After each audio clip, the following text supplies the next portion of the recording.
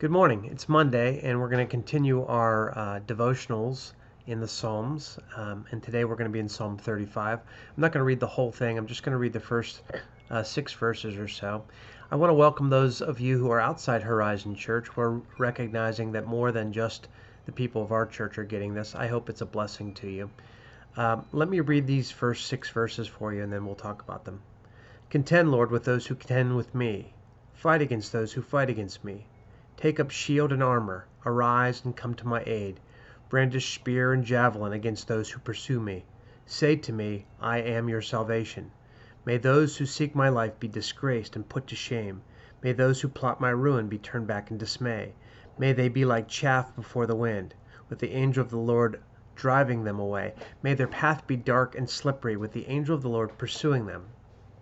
We've talked about this before. In the Psalms, we get this very visceral language about enemies and God, breaking jaws and breaking arms.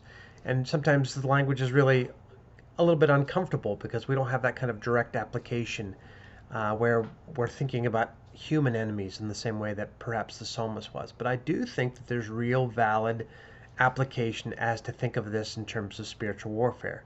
The Apostle Paul says, our battle is not against flesh and blood, but against principalities and powers and authorities in the heavenly realms.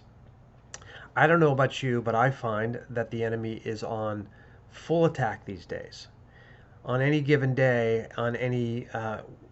with a variety of different ways, he can stir my emotions. He can stir my anger, my irritation, my frustration, my apprehension, my fear. So I think we can turn this language back against our spiritual enemy. We can say to God, contend with those who contend against me. Fight against those who fight against me. And now, the language here, take up shield and armor, that's defensive. Spear and javelin, that's actually offensive.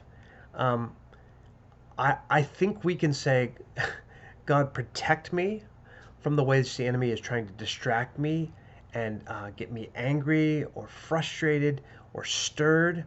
And then perhaps turn it. Lord, thwart the plans of the enemy. Lord, let me see those plans. Let me identify the ways he's trying to get in and get me distracted or turning away from you or turning against a fellow human person.